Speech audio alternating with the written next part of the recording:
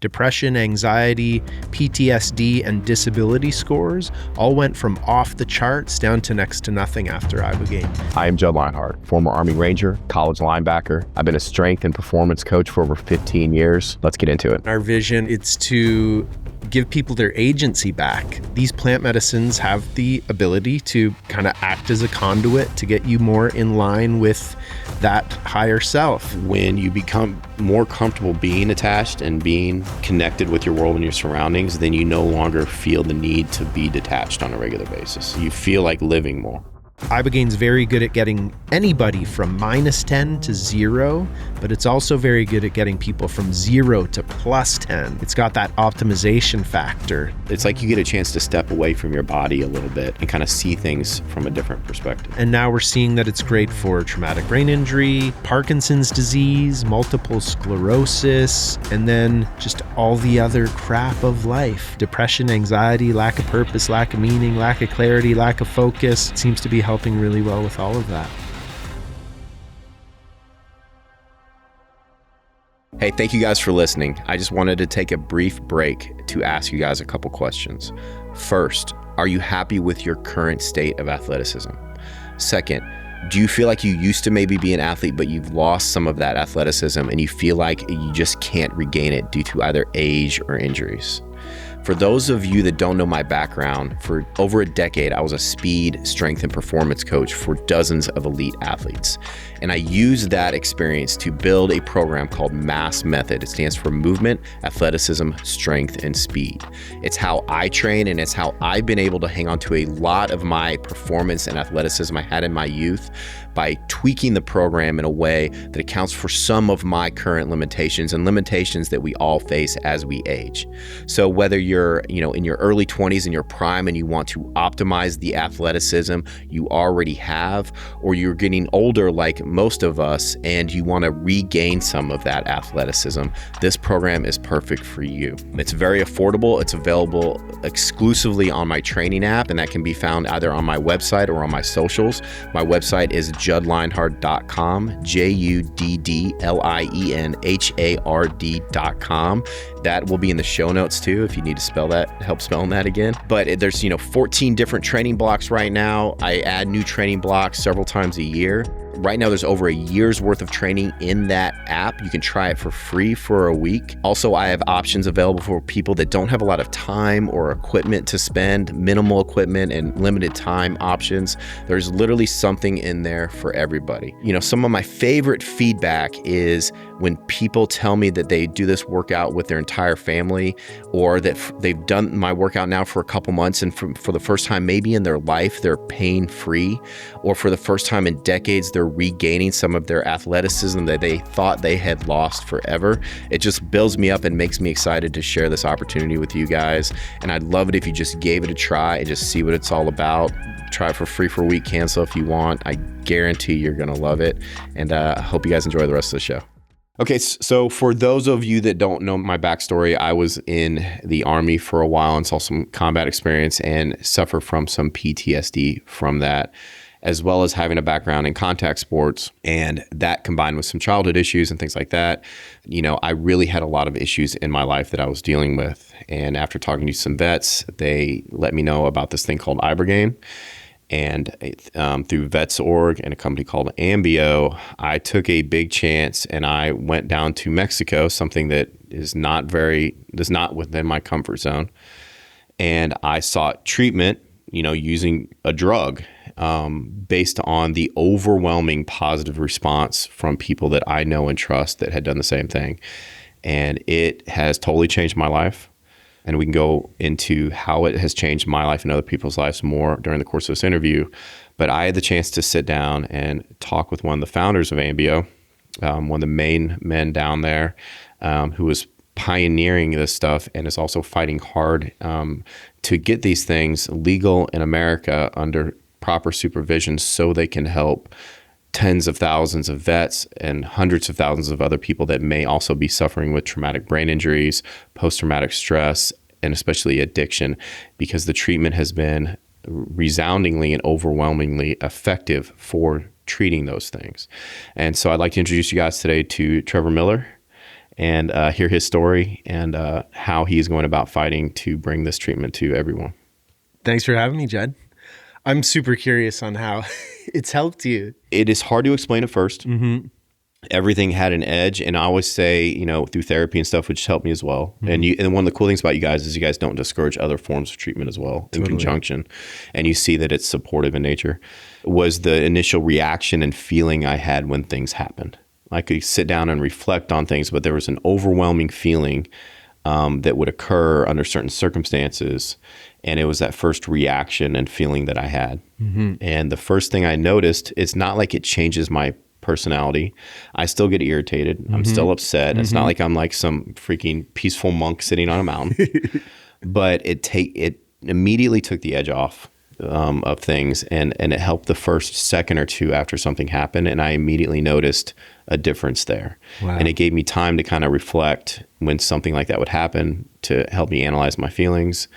And then choose your reaction. Absolutely. Choose my response rather than being the victim of my reaction.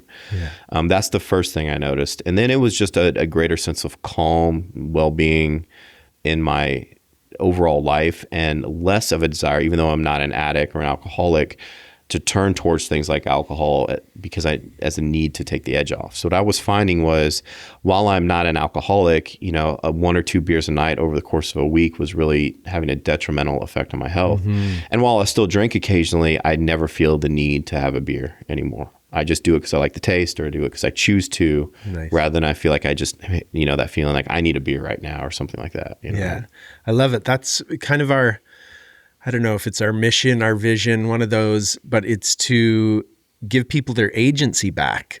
Like, you just have that choice again, whether it's a choice to how are you going to react to a certain situation, or am I going to have this drink? Is this really the best thing for me right now? It just gives you that choice again, where before it's like just running the play. Like I meet a lot of people who are like, I like drinking. I don't want to stop drinking. I'm like, well, you don't have to stop if you don't want, but at least you will not be compulsive about it. Yeah. At least you have a choice again. So that's super cool to hear, dude. I will say that I am more sensitive to substances coming into my body, though. Yeah. You know what I mean? Which some people might not like. But I like it because I can feel I'm more in touch with myself and how I'm feeling. And I can tell when my body doesn't react to it the same way as it used to. Yeah. You know what I mean? So I no longer, like to have more than 3 beers. I don't like that feeling, and so if you like being drunk, like, I don't know how much this will help you, but I know a lot of people that they think they like being drunk, but what they really like is the sense of calm and serenity they get when they are intoxicated. Yeah. You know what I mean? Yeah. And I think it's important that we sit down and we really ask, like, what are we seeking when we do these drugs? Is it just the high, or is it the peace that we feel and the detachment that we feel when we're high? And it's funny because, like, when you become more comfortable being attached and being connected with your world and your surroundings, then you no longer feel the need to be detached on a regular basis. Yeah. If that makes sense. Yeah, you feel like living more. Yeah. Yeah. I quit drinking because of Ibogaine. I don't think I ever could have done it without, but at the same time, I had zero intent or desire to stop drinking myself. I had an Ibogaine journey, and, the world at large was never telling me that I had a drinking problem. I think on some level, kind of spiritually understood that I wasn't using it properly or in a healthy way. And then I did this one Ibogaine journey. And in the journey, a tree told me, for one, the tree told me that the purpose of life was to flower. And this was a big flowering cherry tree. And then I asked it a question around negative tendencies and how to get rid of negative tendencies in my life. And it said, stop watering your weeds. And that spoke to me about booze. And that when you say that you don't need those beers, every night kind of thing, that's what resonated with me, is like you stopped watering your weeds. Like, the one beer doesn't make you hungover, but it might make you slightly more depressed the next day. You might procrastinate a little bit more. You might sleep in more than you want to because of that one beer. And I know a lot of people where, like, drastically bad things don't happen to them when they get drunk, but it negatively affects their interactions with their children, their wives. They tend to get in arguments more when they're drinking. You know what I mean? Even if it's not like abuse of some sort, it's still a negative impact on their life, Yeah. And, I think it's important to reiterate to people, like, it's not like we're against drinking. It's not like, anything like that, or doing drugs responsibly. Yeah. But if it's an addiction that you feel like you need to turn to, and you're tired of feeling like you need to turn to something, this is an option. Yeah. And another thing too, a lot of times when it's things like ayahuasca and Ibogaine and things like that, or psychedelics, people still have this lingering picture in their head of hippies and druggies, or, flower children that are trying to get in touch with some spiritual world. And, I'm a person of faith, but I know a lot of people that aren't. And so when they hear, the effects of these drugs, first of all, they discount it as being effective, but also whether you believe in a spiritual realm or not, it's still your brain chemistry getting a chance to rewire itself and maybe communicate with different forms of your cognition in a way that you didn't have access to before. Yeah. And our bodies, whether you believe in a spiritual world or not, are able to heal themselves. And so some of these things we experience isn't necessarily, whether you want to believe or not, us being talked to from another world, but rather our brains and our bodies being able to communicate to our conscious self in a way that we didn't have access to before, to show us some things that we need to see. For sure. I think we have, call it a higher self, and even you don't have to stretch too far esoterically to find that higher self. Like if you cut your arm, you don't have to tell those billions of cells how to come together to heal. There is some kind of an intelligence way beyond the English-speaking voice in our head that orchestrates that for us. And I think we get disconnected from that.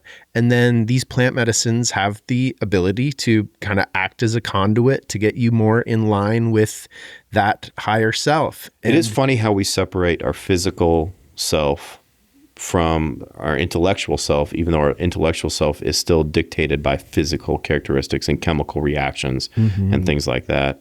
And that we think our bodies can heal, but we don't understand fully that our brains also can heal. And that certain drugs, God-made drugs, because Ibogaine is from a tree, help us heal. Not just our bodies, but also potentially our minds. Yeah. And then what's currently and has been for a long time is in the realm of, controlling or helping mental illness, whether it be depression or bipolar or whatever, are things that just kind of mask the symptoms, or things that that as long as you take this, it'll, on a regular basis, you won't have these crazy reactions, and they come with a lot of negative side effects. Yeah. And I don't think I'd be comfortable encouraging people to consider this if there wasn't an overwhelming amount of research to both its efficacy and its safety. And could you go into that a little bit? Yeah. We finished a study with Stanford University. 30 U.S. Special Forces veterans went to Stanford prior to coming to AMBIO. They got brain scans. They got a battery of other tests. They came down for Ibogaine. They went immediately back to Stanford, more scans, more tests, and then a month follow-up as well. And the pre-brain scans, they needed a traumatic brain injury to get into the study. Pre-brain scans clearly showing traumatic brain injury. Post-brain scans clearly showing that it's largely reversed, if not entirely reversed in some of those guys. So very similar to like a broken bone. You set it, you give it time to heal, and you can very clearly see through imaging that bone has changed and healed.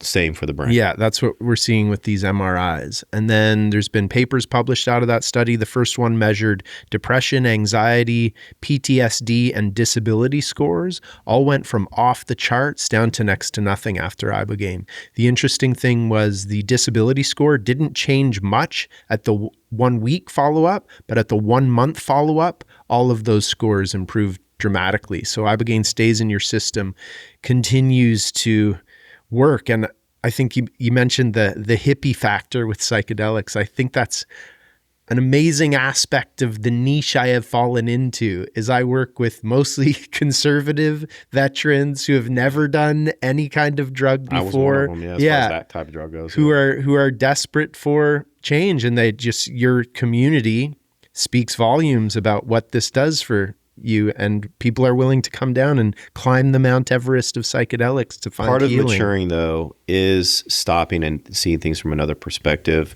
including things that other cultures or other types of people have done, and looking at those things with an open mind, And so there is a reason that people have done these things, and tribal cultures and our Native Americans have done these things for so long for us to completely discount out of hand as ineffective or as a placebo effect or something like that. Yeah. And then after having done it firsthand, I'm glad that I stopped and just, was able to reconsider some of these things and try some things that might be out of my comfort zone. Nice. But also, can you speak to any negative side effects or any fatalities that have happened under your care? Other people have done this? Yeah, Ibogaine is potentially dangerous. It has a cardiotoxicity issue.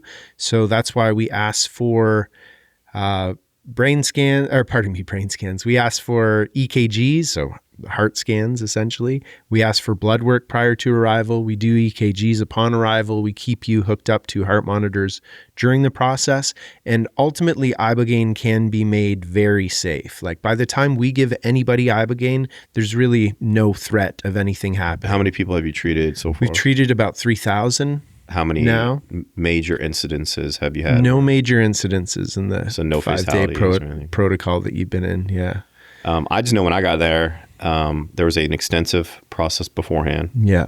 I had an IV hooked up to me the entire time where I was constantly hydrated. I was constantly getting my blood checked, constantly getting my vitals checked. During the process, I was continuously attached to an EKG with professionals monitoring the entire situation. Yeah. And I felt extremely safe the entire time. Good. You know what I mean? Yeah, the team's crazy good, hey? All the medical staff, 24-hour medical attention, at least a physician, and like half a dozen paramedics during the actual treatment night. Yeah, fully medicalized. So what are some improvements that people report from using Ibogaine?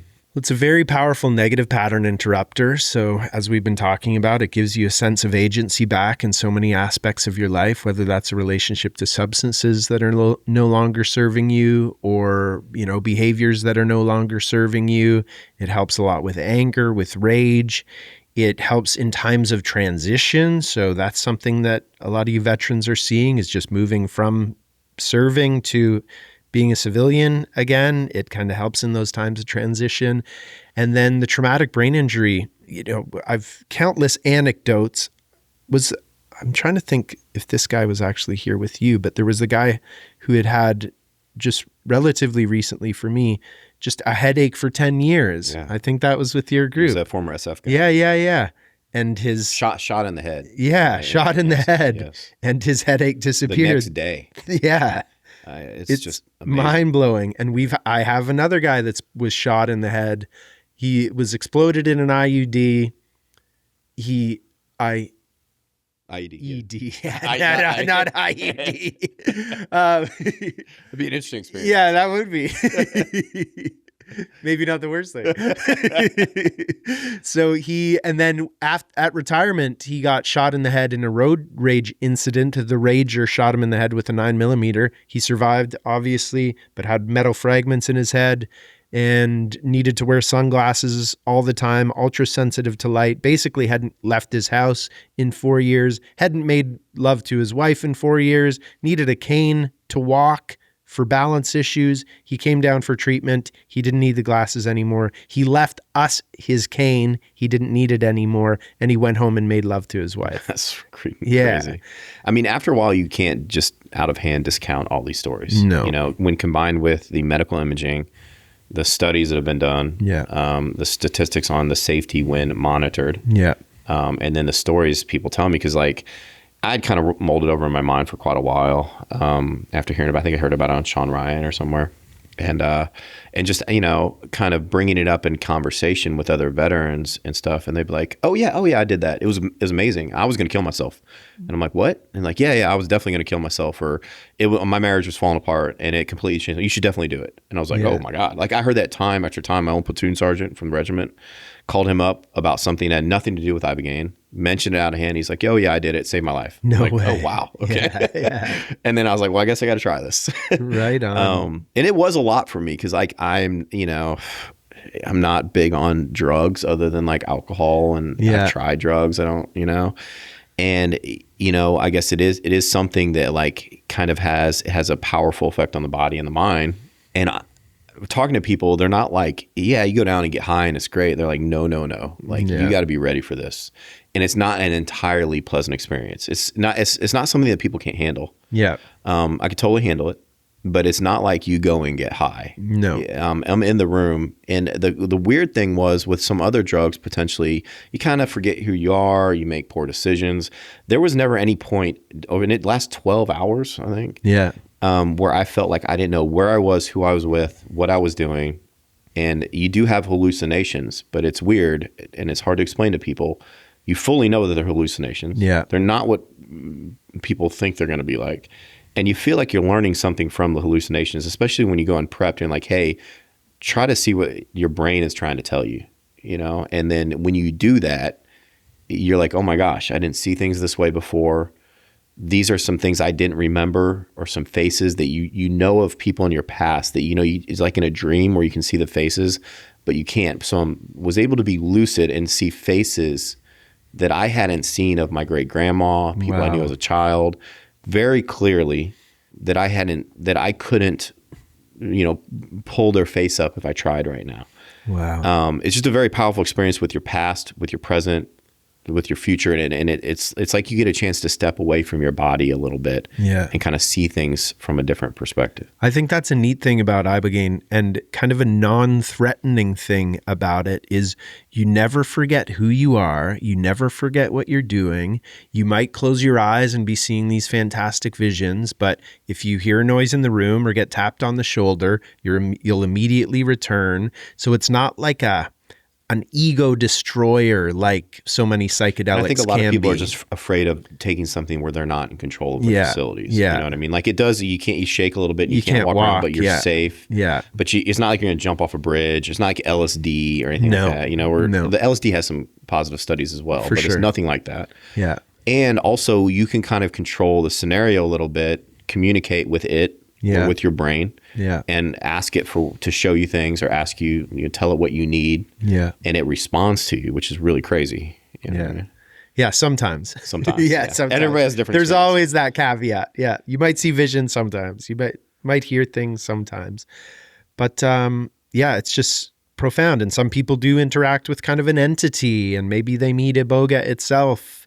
And at the same time, I feel like it's just, the spirit of something is, to me, it's the energy of something. Like if I'm clapping like this, it's got a certain spirit to it. If I'm clapping like this, it's got a certain spirit to it. And I think this molecule has a certain vibration to it, has a certain spirit to it. And that enters your body and it creates a whole cascade effect. And some of that might be you have visions. And then is it you putting a human form over top of that, or does it actually have a human form? I don't have the answer to that, but it's fascinating, that's for sure, and it seems to be working for people. It's really crazy because I've met a lot of special operators, like tier 1 guys. Gotten to meet a lot of them. My brother is one of them. So through him and his friends, and a commonality I see is they're very nice people.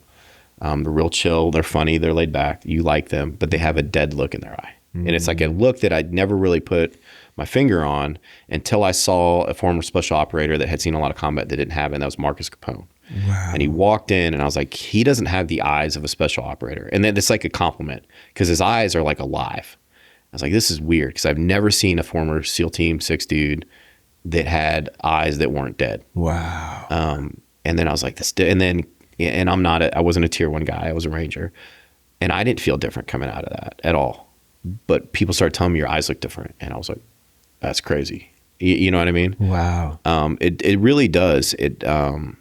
Based on the people that I've known and seen change, it is really crazy. You know what I mean? It's something I can't fully explain. Yeah. Yeah. There's so many dudes that come in and, I see them at kind of this vulnerable point when they're walking in, they're a little bit nervous. We give them Ibogaine, they leave, and then they're happy dudes. But I'm thinking of Tony Cowden as one guy, and his friend came through for treatment a little bit later, along with Tony came for another treatment. And his friend told me, Tony was the scariest dude you have ever met. And I'm like, oh, really? He's like a jovial teddy bear to me. I never meet that version of people. Like I meet the guy that's scared coming in to take Ibogaine. I give them Ibogaine, and then everybody's pretty awesome after that. And wives say that their husbands are completely different. Yeah. And it's not just for men, women. Yeah. And also it's not just for veterans. So, we're talking about veterans because I went down through the veteran experience and was with other veterans. Yeah. But you don't need a veteran to have traumatic brain injury. You don't need to be a professional athlete to have a traumatic brain injury. No. You don't need to be a veteran to have PTSD. Yeah. And just because you're an addict or addicted to something doesn't mean you're a bad person that doesn't deserve treatment. Amen. And that deserve a chance at another life. Yeah. You know what I mean? I have a friend, famous Canadian doctor named Dr. Gabor Mate, and he wrote a book called The Myth of Normal. And that's what that title refers to, is the world's kind of messed up. So there is no real normal that any of us experience. We're all traumatized living in the society that we live in. So to be able to come in, take something like Ibogaine and just press that reset button, I say that Ibogaine's very good at getting anybody from -10 to 0, but it's also very good at getting people from 0 to +10. It's got that optimization factor. And a lot of people hear that and they think it's a victim mentality. The world traumatizes us. Okay. Just saying it's a traumatic world and traumatizes it, that doesn't mean you have to be a victim. Yeah, exactly. It just means the world has done things that we've experienced living in the world from the time we were a small child to now that has affected us in certain ways that are then having not only effects on us, but the people that we love and around us. Yeah. So a lot of people, they don't want to be a victim, so they don't want to seek treatment. They don't want to admit that they've been traumatized. But in the meantime, you're traumatizing, you're spreading that trauma to other people. So part of the reason I went down there was I had a responsibility to the people in my life to do something for myself to kind of affect these reactions that I was having. I have a young son that I need to be much more calm and a stable person in his environment, in his world. And I don't want to spread trauma to my son. And that was my primary motivation. It wasn't, even though I'm very grateful for how it changed me, especially after the fact, my primary motivation was like, I don't want to spread this trauma to my son. And taking responsibility for your trauma, it's not a cop-out. It's like, whatever happened to me, it's affecting who I am as a person in a negative way. And that's affecting people that I love profoundly. And I need to do something to change. Yeah. Just like if you let yourself get out of shape, it could have been an injury. Just like trauma is an injury to our soul, things injure our physical being, and you are injured, and okay, you're not a victim, you've been injured. It's up to you to take steps to heal your physical injury so that you can be there physically for the people. This is no different. This is just mental injuries that happen to us. Yeah. And you get to keep all the good stuff. Like people, I don't feel any different. Yeah.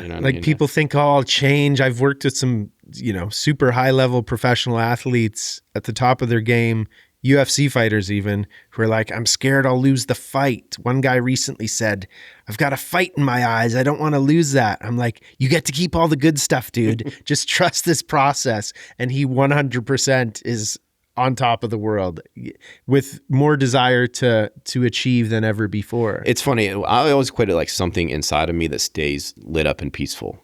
And I still get pissed off. I still get aggravated. Yeah. But I'm able to, like, that light is like, yeah, I see you're aggravated right now. What are we going to do about that aggravation? Totally. And I can talk to it instead of losing myself to that aggravation. Yeah. It's like, I'm aggravated. I'm pissed off, this and that. But there's still a center that I have that feels very peaceful. To it. Yeah. It's really cool. Yeah. I've worked with people who, a month after leaving, they messaged me, oh no, I got angry again. I'm like, dude, I've done Ibogaine 11 times. I still get angry, man. Well, I mean, that's part of the thing I was worried about, losing too, was like, I don't just want to be this peaceful monk walking around. Yeah. Part of me is, kind of my personality is to get kind of irritated and, and be annoyed by things. I don't want to be a different person. Yeah. And thankfully, I'm still a dick. Yeah, exactly. I am still an asshole. We had one guy came through, and afterwards, he was a Navy SEAL, former Navy SEAL.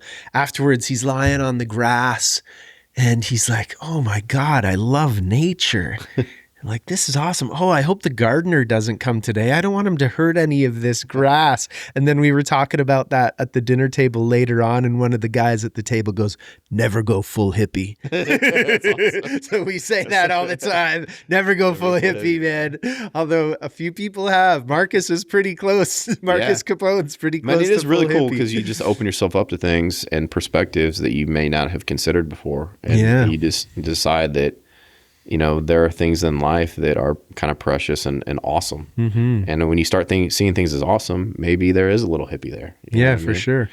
I think one thing that these substances often do is kind of show the underlying unity within all things. Like you get an experiential feeling of, oh yeah, I'm one with the earth. I'm one with the people that I meet. There's some kind of underlying force, the same force that's animating me is animating him.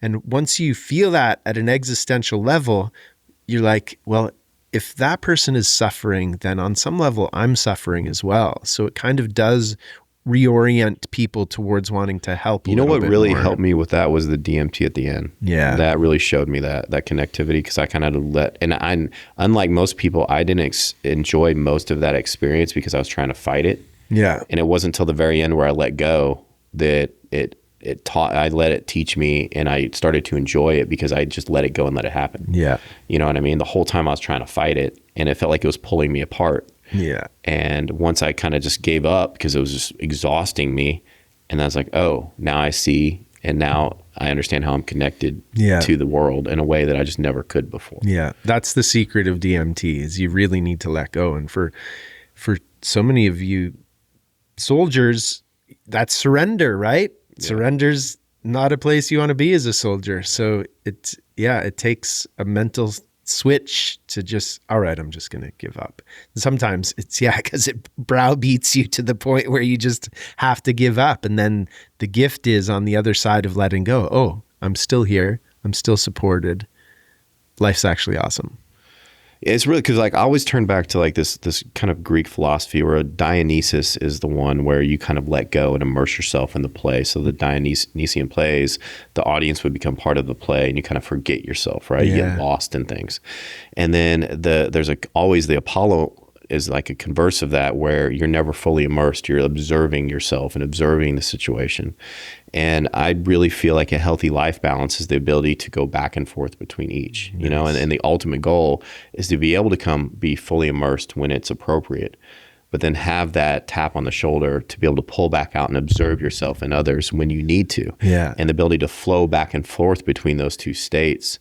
And I had never been able to ever let myself, except on rare occasions, let go and become relaxed and fully immersed and fully enjoy the experience. I was always like observing everything, right?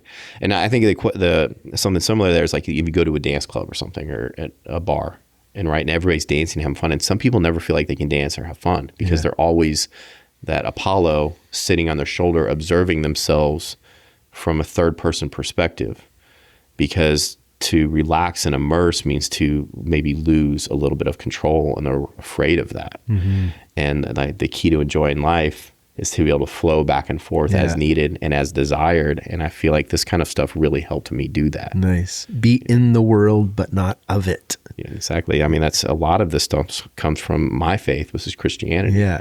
You know what I mean? Me too. And I think a lot of Christians are very against this kind of stuff because they don't understand that it does not go against our faith. Yeah. It's not something that will help us sin. It's something that helps keep us from sinning. You know? The Sermon on the Mount, by their fruits shall ye know them. And the fruit that is being produced by this experience for people is nothing but blessings and joy and healing and health that radiates out into families and communities. So, you know, we're just hearing your story today. We talked about a few other ones, but it is incredible, the success rate and satisfaction rate of people that come through. And, you know, the joy of my life is receiving texts. It's a year later, everything's changed. Everything is still amazing. So the fruit that we're producing is mind-blowing. It really is. It's not something that starts to wear off over time. Yeah. Some people choose to come back for treatment a few years later because life continues to traumatize. It continues. Yeah. And then sometimes they decide to come in and do it again. But it's not like paint on a house where over the years it wears off. Yeah. You know, I don't feel like this is wearing off. I feel like it's slowly taking root, which is a weird thing to say, unlike other drugs that have like a half-life. Yeah. You know what I mean? I always say that some people leave our facility and it's like they made a 90-degree course change, or 180-degree course change, and everything's fantastic. Everything's different. And then they get out into the world, and the world didn't take Ibogaine with them. So stuff still happens. But So maybe it's not as true a course change. So what I think we're really good at, though, is giving people a solid yet true 5-degree course change. But a 5-degree course change carried out over 10,000 miles, you're in a completely different place than if you hadn't had that shift. And I think that's what you're speaking about. It, once you've had that shift is just continuing. Small changes in my personality that change my reactions result in different things happening, which in themselves have better consequences. Yeah. So, we always make these small decisions, these small reactions to interactions we have that don't maybe profoundly change your life in that moment. But if they're negative, they lead to other things that just carry on. And just making small, better choices every day over time, that 5%, it puts you in a much different place a year from now. Yeah. This is kind of out of order, but I would like to go a little bit into the history of Ibogaine, like where it comes from, what it is, and then the experience that people have, like with AMBIO specifically, because it's not just the Ibogaine. It's not like they go down there, they sit you in a clinical room and they give you this drug. It's an all-inclusive experience that I thought was very important for it having the effect that it did. Yeah. Yeah, and I think that's super important. I think that's part of as things are unrolling here in Texas, that it's important to start with the end in mind. Like there's no mystery for us on how to deliver this properly. We can skip the phase where it's you alone in a hospital room in a sterile setting, taking this ultra powerful mind altering substance. So Iboga itself is the plant that Ibogaine comes from, and it's native to West Africa, countries like Gabon, and it has been used ceremonially for centuries there. And I think that's an important aspect of understanding these substances is for centuries, these plant medicines were pro-social. They're used in community contexts. They're used for healing. And it was only in the late 60s, early 70s that these substances were ever deemed antisocial. So that's a really relatively new aspect of, human experience, that these substances were deemed antisocial, and all the science was cut off as well at that time. That's a broader topic too, though. When you look at drugs like ayahuasca, Ibogaine, other drugs that have been used in local populations, it's always a social experience. Yeah. And I think one of the differences, we take those social drugs that are used in ceremonial rituals and controlled in a certain environment, and we do them on our own. Yeah. Things that were previously used to bring us together, even alcohol and things like that aren't healthy for you, they have a healthier impact if they're done in a certain way. Yeah, Dionysus. But now we use them, the same thing, to pull us apart and isolate us. Yeah, for sure. So in Gabon, the Bwiti tradition grew out of the use of these medicines. Bwiti is considered the study of life, so they use this sacrament to study life. And then in the early 1960s, 1962, in New York City, a gentleman by the name of Howard Lotsoff, who is addicted to heroin, his chemist buddy knew that he would try just about anything. He said, "Why don't you try this Ibogaine stuff?" And he pulled this stuff out of his freezer. Nobody to this day knows where this guy got Ibogaine. But Howard took it. A few days later, went on this crazy journey. It's a powerful 24 to 36 hour long psychedelic journey. And he came out the other end and he's like, wow, that was horrible. I'm never doing that again. But then he stepped outside and he's like, what's this feeling I've got? He's like, is this maybe peace? He had never experienced peace before. And then he realized, wait a second, I haven't wanted heroin the whole time I've been on this, nor do I want it now. So that's when its anti-addictive properties were discovered. The statistics can't be denied there as far as heroin. We all know that heroin is one of the most addictive, powerful substances. Yeah, because it gets in you physically. The success rate for conventional treatment is very low. Less than 10%. And the success rate for Ibogaine is what? Being conservative, it's 40 to 60% success rate. Compared to 10%. Compared to 10%. And with the proper kind of integration and counseling, it could be definitely higher than 40 to 60. Crazy. Yeah. So Howard became a champion of this and started knocking on doors, trying to get people's attention. And in the mid-1980s, he kind of succeeded at that and started the Global Ibogaine Therapy Alliance, got some doctors to pay attention. They were moving towards clinical trials that fell apart. And clinics started popping up in countries like Mexico and Canada. where it was legal. Ibogaine was made illegal in the States in 1972, kind of in the sweeping Anti-Drugs Act. It's crazy what we chose to keep legal and making certain things illegal. Yeah. Well, Schedule 1 is no medical benefit and high chance of abuse. And Ibogaine, as anyone that's done it knows, you're not going to abuse it. It's not a party drug. It's not something you want to do again the next day. No, exactly. Sure. Yeah. And then it's anti-addictive. So, that's at least one medical use. Plus, we know of all these other ones, all these other benefits now. We've all most of us felt hungover. The next day, you definitely have a hungover feeling. Yeah. But there's a subtle difference. Like, I could tell when I'm hungover that I damaged my body. I didn't feel like I damaged my body. I felt like, in a certain sense, I had gone through a hard workout. That my body, that was beneficial to my body, but my body needed some time to recover from that. That's a great metaphor. I mean? Yeah. So it's, in some ways, yes, it is like a hangover, but the entire time you're hungover with this, that you didn't hurt your body. You're just trying to recover from hard workout. Yeah, for sure. So it's great at getting people off opioids without the painful withdrawal symptoms. You can basically end a heroin addiction overnight. They don't have withdrawals. People don't have cravings afterwards. And now we're seeing that it's great for traumatic brain injury, Parkinson's disease, multiple sclerosis, and then just all the other crap of life, depression, anxiety, lack of purpose, lack of meaning, lack of clarity, lack of focus. It seems to be helping really well with all of that.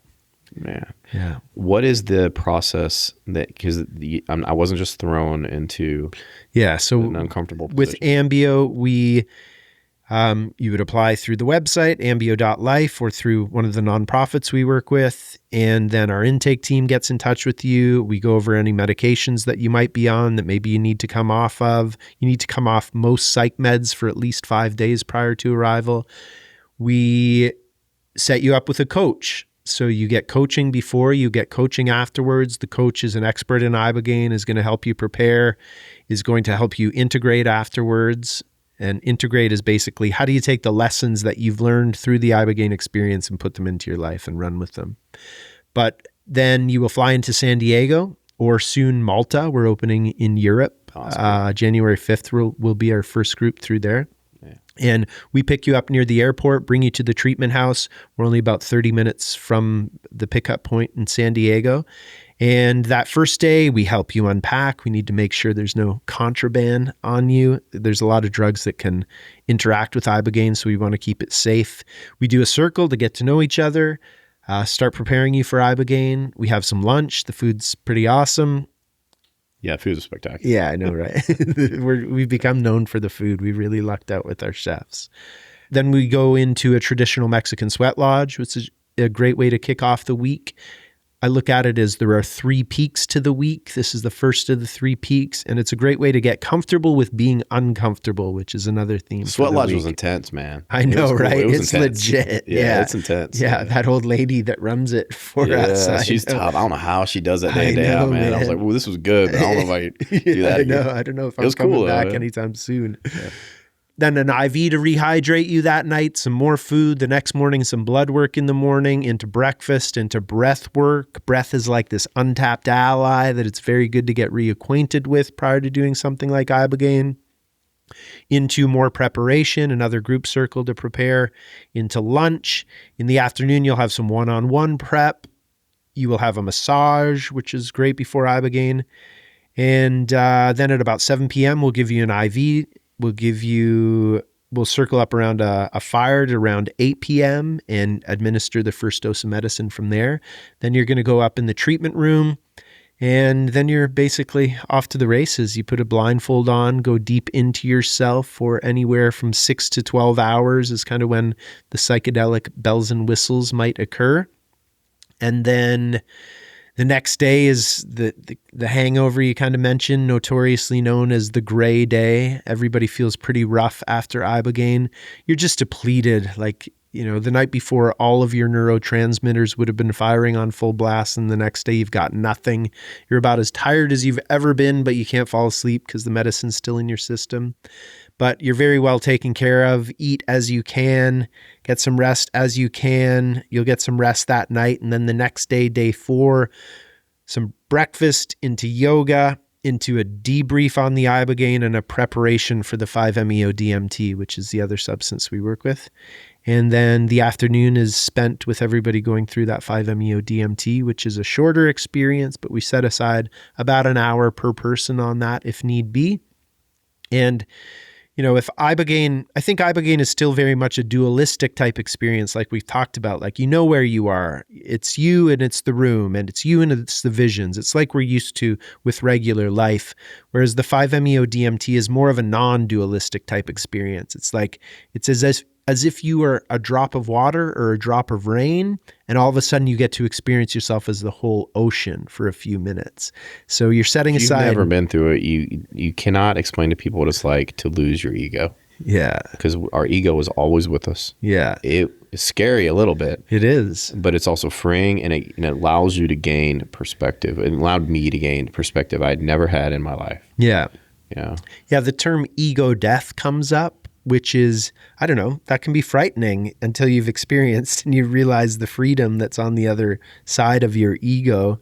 But I think there's a quote that says, to die before you die means that you won't die when you do die. And I think, 5-MeO-DMT lets you see the other side of the veil a little bit and lets you see, oh man, and I understand how that can be scary for some people. Yeah, you know what for I mean? sure. To acknowledge that some of these very powerful drugs, some of which, like LSD and things like that, have a very bad reputation because of how they've been used irresponsibly. There's a reason that, substances we take when properly done have some very positive effects too. Yeah. Just like the effects that the things people take because they need to, as far as like for blood pressure, the statins and the drugs to help with bipolarism and depression, they have major side effects. Yeah. But we still are willing to go through those major side effects because whatever that drug treats, it is so either deadly or devastating. Yeah. But some of these that have gotten such a bad reputation because of how they've been implemented actually have far fewer, less severe side effects, and some of the health implications, like things like LSD that nobody wants to talk about anymore, or the DMTs and the Ibogaines, profound benefits to our health and well-being, rather than just masking some of the pain we're suffering. Yeah. And it's really hard for people like me, a white dude that grew up in a conservative area where weed was considered the devil, you know what I mean? And even though we've understand and we've seen different things happening from marijuana that's not all bad, that has good and bad consequences like most things in life, it's hard to accept the fact that some of these drugs we've heard about can have such profound benefits to our health when used appropriately. Yeah. I think the science is what's going to change a lot of minds. Like if there's been a ton of research on LSD back in the late 1950s. There were, thousands of studies on LSD and the benefits. It's very good at helping people quit drinking as well when done therapeutically. And therapeutically might be putting on a blindfold, putting on headphones, going deep into yourself while you experience whatever the medicine has to teach you. But it's profound, it's beautiful, and it's amazing that, yes, because of soldiers, because of veterans, that conservatives like former Texas Governor Rick Perry are fully on board with this. He saw what happened to Marcus Luttrell, who had been living with him for a couple of years before he took Ibogaine, and he was pretty messed up from being the lone survivor. And after Ibogaine, the guy thrives. He hasn't missed a Sunday at church since he took Ibogaine. Yeah. Yeah. So there's been a lot of work on the political and legislative front to get Ibogaine, legalized fully in this country as far as like under medical supervision, things like that. What has been going on and where are we at with that? So Governor Abbott here in Texas signed a bill to use $50 million of state's money, met with an additional $50 million from whoever comes to the table to develop Ibogaine as a pharmaceutical, to put it through clinical trials so that it can be made available to more people for more reasons. There's a few companies who are going to bid on that, trying to develop Ibogaine as a pharmaceutical. And then there are a whole bunch of other states who are joining in. So Phoenix or Arizona has joined in. Looks like Mississippi, there's a good chance. I spoke at the Mississippi State Capitol not long ago, which was pretty wild, pretty surreal, speaking to lawmakers in a Capitol building like that about this drug that I've been working with for a number of years. But there's an organization called Americans for Ibogaine. Brian Hubbard is the CEO of that, this incredibly well-spoken gentleman from Kentucky. And him along with Rick That sounds Perry. like an oxymoron. I know. And then and it's true. And then you hear him and you're like, oh my God, this guy's incredible. And I say this as somebody from Missouri, so yeah, I appreciate the irony. Yeah, nice. So him, Rick Perry, Marcus Luttrell is on the board of that as well. Marcus and Mel Luttrell, and they are really doing what they can to kind of quarterback the initiative. So if we can get a whole bunch of states involved and then have somebody quarterbacking it so we're not stepping on each other's toes, I think there's a very good chance that Ibogaine could be made a prescription within, let's say, 5 to 10 years. And I understand that's a long process, but it does give people hope down the line that it'll be more available. In the meantime, organizations like AMBIO are offering people a solution. And I just want to be, completely upfront. You guys are not paying me any money to say this. No. I'm not sponsored by AMBIO. No. You know what I mean? I'm not saying people have to use AMBIO for the Ibogaine treatment. There's other places. Even though I had a great experience with AMBIO. Yeah.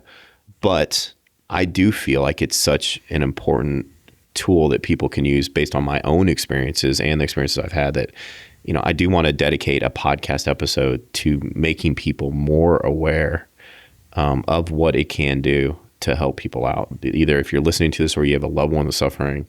So, I just want to get that up front. Like, you guys are not giving me any money. Like, you know what I mean? Like, this is coming from my heart, and it had such a profound impact on me that this is a way that I can give back to people, I feel like. Awesome. So if people do want to look into this more, how would they do that, and where do they go? Yeah, our website is ambio.life, ambio.life.